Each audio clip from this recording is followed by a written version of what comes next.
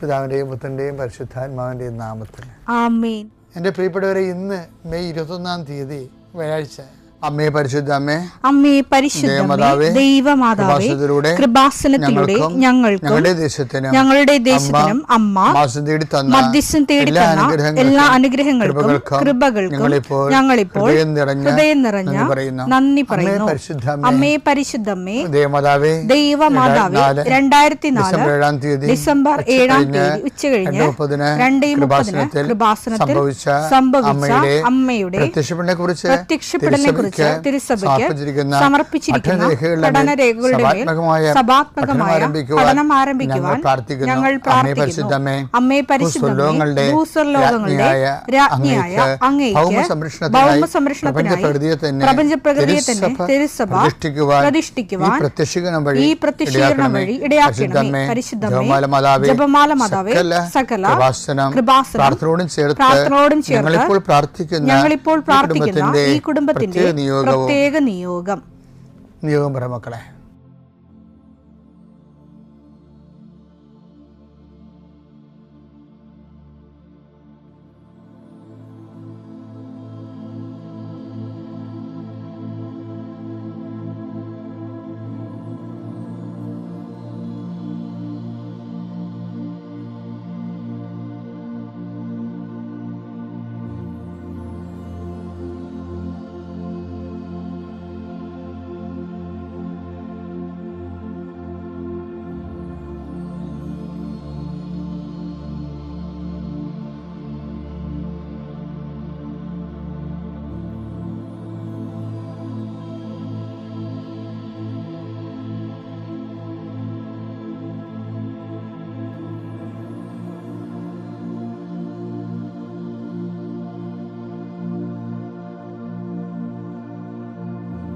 അമ്മയുടെ പ്രത്യക്ഷീകരണത്തിന്റെ ഈ അനുഗ്രഹവേളയിൽ ഞങ്ങൾക്ക് സാധിച്ചു തരുവാൻ കനിയണമേ.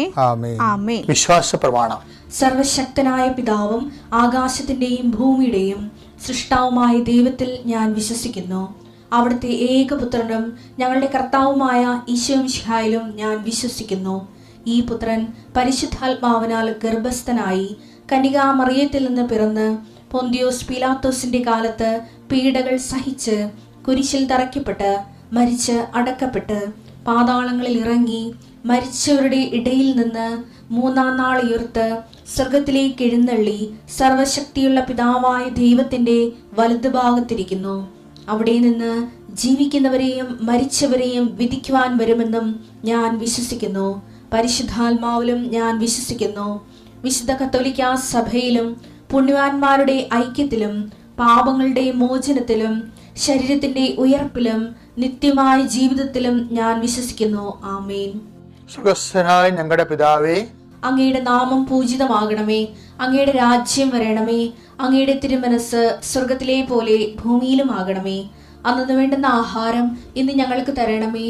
ഞങ്ങളോട് തെറ്റ് ചെയ്യുന്നവരോട് ഞങ്ങൾ ക്ഷമിക്കുന്നത് പോലെ ഞങ്ങളുടെ തെറ്റുകൾ ഞങ്ങളോടും ക്ഷമിക്കണമേ.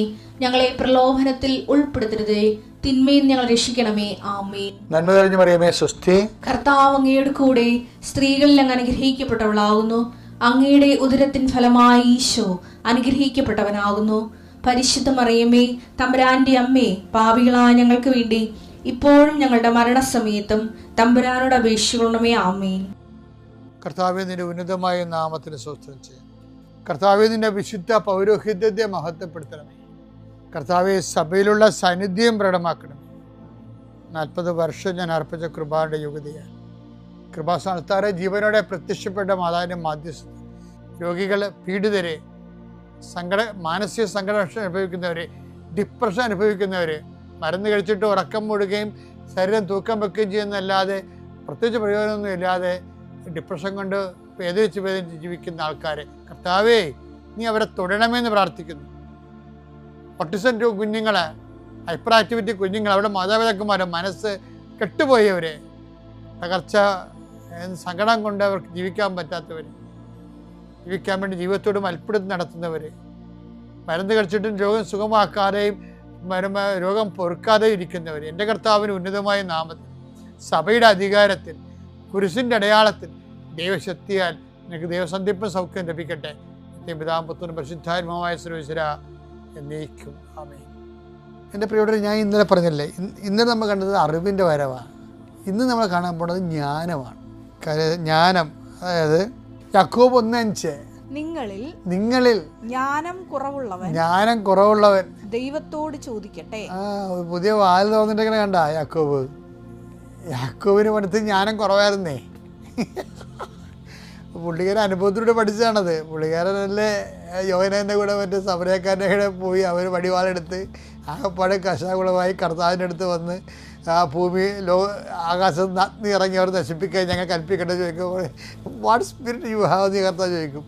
എന്ത് അരൂപിയാണ് നിങ്ങൾക്ക് ഉള്ളതെന്ന് നിങ്ങൾക്ക് അറിയത്തില്ലെന്ന്. അപ്പോൾ വേറെ അരൂപിയായിരുന്നു.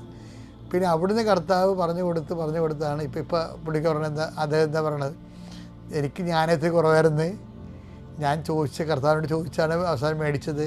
അതുകൊണ്ട് നിങ്ങളും ജ്ഞാനം കുറവുള്ള ആൾക്കാർ കർത്താവിനോട് ജ്ഞാനം വാങ്ങിക്കട്ടെ. ഈ ജ്ഞാനത്തിന് കറക്റ്റ് വചനം എന്ന് പറയുന്നത് സങ്കീർത്തനത്തിൻ്റെ 103:7 സങ്കീർത്തനം 103:7.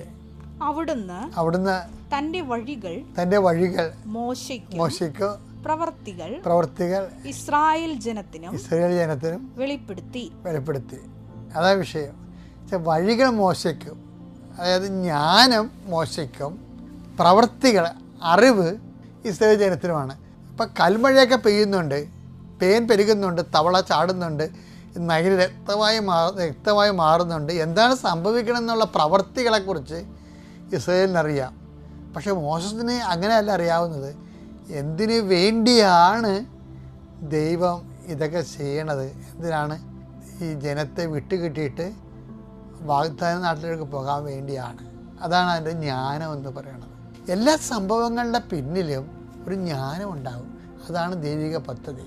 അപ്പം സംഭവങ്ങൾ ചിലപ്പോൾ എതിരായിട്ട് മാറിയാലും അതിനകത്തുള്ള ജ്ഞാനം നമുക്ക് അനുകൂലമായിരിക്കും. അതുകൊണ്ട് ആ ഒരു സംഭവങ്ങൾ നടക്കുന്ന കണ്ടിട്ട് അയ്യോ എനിക്കങ്ങനെ സംഭവിച്ചോ, ഞാൻ പ്രാർത്ഥിച്ചോ, എനിക്ക് പ്രാർത്ഥിച്ചൊരു പ്രയോജനമില്ലേ എന്നും പറഞ്ഞ് വിശ്വാസം കളയരുത്. ഈ പ്രവൃത്തിയെ കാണുന്നവൻ വിശ്വാസം പോകും.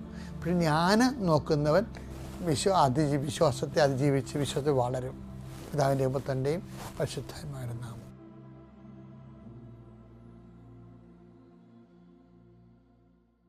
അത്യപൂർവ ദൈവാനുഭവങ്ങൾ ഇനി നിങ്ങൾക്കും സ്വന്തം.